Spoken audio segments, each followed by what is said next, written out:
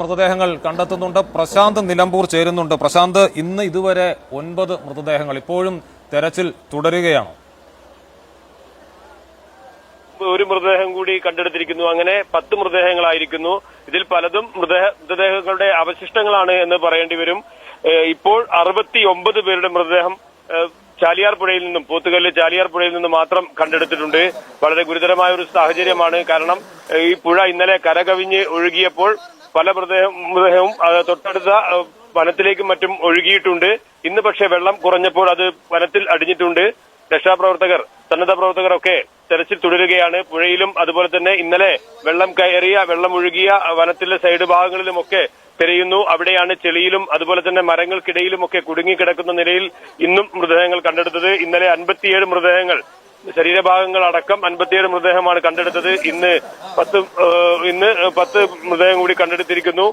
കൂടുതൽ മൃതദേഹങ്ങൾ കണ്ടെടുക്കുന്ന ഒരു സ്ഥിതിയുണ്ട്. കാരണം പുഴയിൽ വിശദമായ പരിശോധന നടത്തുന്നുണ്ട്. NDRF സംഘമുണ്ട്, അതുപോലെ തന്നെ സന്നദ്ധ സംഘങ്ങളുണ്ട്, അതുപോലെ തന്നെ പോലീസും ഫയർഫോഴ്സും ഉൾപ്പെടെയുള്ള സർക്കാർ സംവിധാനങ്ങളൊക്കെ ഉണ്ട്. പുഴയിൽ ബോട്ടിലൂടെ പോയുള്ള തെരച്ചിലുണ്ട്. പുഴയുടെ സൈഡിൽ തെരച്ചിലുണ്ട്. പുഴ ഗതിമാറി ഒഴുകിയ സ്ഥലങ്ങളിലും പുഴയുടെ 2 വശങ്ങളിലും തിരയുന്നുണ്ട്. അതിനിടയിൽ നിന്നാണ് മൃതദേഹം കിട്ടിയത്. ഇപ്പോഴും തെരച്ചിൽ തുടരുകയാണ്. ഈ മൃതദേഹം തൊട്ടടുത്ത സംശയം, എത്ര കിലോമീറ്റർ ഉണ്ട് ഈ അപകടം നടന്ന സ്ഥലത്ത് നിന്ന് ഇപ്പോൾ ഈ മൃതദേഹങ്ങൾ കണ്ടെടുക്കുന്ന സ്ഥലത്തേക്ക്?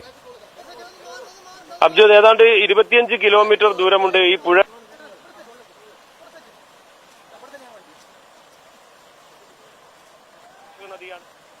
മേപ്പാടി ഭാഗത്ത് മഴ പെയ്യുകയോ, ശക്തമായ മഴ പെയ്യുകയോ, കാലവർഷത്തിന്റെ ഭാഗമായി മഴ പെയ്യുകയോ അല്ലെങ്കിൽ ഉരുൾപൊട്ടുകയോ ഒക്കെ ചെയ്താൽ, ചെറിയ ഉരുൾപൊട്ടുകയോ ഒക്കെ ചെയ്താൽ പോലും ചാലിയാർ നിറഞ്ഞൊഴുകാറുണ്ട്, കരകവിഞ്ഞൊഴുകാറുണ്ട്.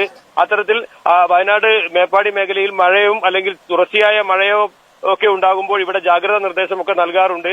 ഏതാണ്ട് 25 കിലോമീറ്റർ ദൂരമുണ്ട് അവിടെ നിന്നും ഈ പുഴ വഴി എടുക്കുമ്പോൾ. പുഴയല്ലാതെ എടുക്കുമ്പോൾ ഏതാണ്ട് അതിൽ 3 ഇരട്ടി ദൂരമുണ്ട്. പക്ഷെ പുഴ വഴി നമ്മൾ കണക്ക് കൂട്ടുമ്പോൾ ഏതാണ്ട് 25 കിലോമീറ്ററോളെങ്കിലും ദൂരമുണ്ട്. അത്രയും ദൂരം കടന്നാണ് ഈ ഒഴുക്കിൽ മൃതദേഹം ഇങ്ങോട്ടേക്ക് എത്തിയിട്ടുള്ളത്. പ്രശാന്ത്, ഒരു ചെറിയ സംശയം കൂടി. ഇതിപ്പോ പോത്തുകൽ എന്ന സ്ഥലത്ത് ജനവാസമൊക്കെയുള്ള സ്ഥലത്താണ്. ഈ 10-30 കിലോമീറ്ററോളം ഈ പുഴ ഒഴുകി വരുന്നതിന്റെ അരികുകളിലൊക്കെ മൃതദേഹങ്ങൾ, ശരീരഭാഗങ്ങളൊക്കെ ഉണ്ടാകാനുള്ള, പ്രത്യേകിച്ച് ജനവാസം ഇല്ലാത്ത സ്ഥലങ്ങളിലൊക്കെ ഉണ്ടാവാനുള്ള സാധ്യതയുണ്ടോ? അവിടങ്ങളിൽ തെരച്ചിൽ നടക്കുന്നുണ്ടോ? എല്ലായിടത്തും തെരച്ചിൽ നടക്കുന്നുണ്ട്. പുഴയുടെ 2 ഭാഗങ്ങൾ ഞാൻ നേരത്തെ സൂചിപ്പിച്ച പോലെ തന്നെ പുഴയുടെ നടുവിലൂടെ ബോട്ട് യാത്ര ചെയ്തുകൊണ്ട് തെരയുന്നുണ്ട്. അതുപോലെ തന്നെ പുഴയുടെ സൈഡ് ഭാഗങ്ങളിൽ തെരയുന്നുണ്ട്. സാധ്യമായ എല്ലാ രീതിയിലുള്ള തെരച്ചിലും നടത്തുന്നുണ്ടെന്നാണ് പോലീസും മറ്റുമൊക്കെ പറയുന്നത്. ഏറ്റവും ഒഴുക്ക് കുറഞ്ഞ ഒരു പ്രദേശമാണ് ഇവിടെ. അതുകൊണ്ടാണ് ഇവിടെ മൃതദേഹം തടഞ്ഞു നിൽക്കുന്നത് എന്നാണ് പ്രതീക്ഷിക്കുന്നത്. അതിന് മുകളിൽ വലിയ തോതിലുള്ള, അതായത് ഈ വയനാട് മുതൽ പോത്തുകൽ വരെയുള്ള ഭാഗത്ത് കുത്തൊഴുക്കുള്ള സ്ഥലമാണ്. അതുകൊണ്ടാണ് മൃതദേഹം അവിടെയൊന്നും തടഞ്ഞു നിൽക്കാതെ പോത്തുകല്ലിലേക്ക് വരുന്നത് എന്നാണ് പ്രതീക്ഷിക്കുന്നത്. ശരി, പ്രശാന്താണ് പോത്തുകല്ലിൽ നിന്ന് വിവരങ്ങൾ നൽകിയത്. ഹൃദയഭേദകമായ കാഴ്ചയാണ്. വാരിപ്പൊതിഞ്ഞ് മൃതശരീരങ്ങൾ, ശരീരഭാഗങ്ങൾ പിക്കപ്പ് വാനിലേക്ക് മാറ്റി കൊണ്ടുപോവുകയാണ് നിലമ്പൂർ ആശുപത്രിയിലേക്ക്.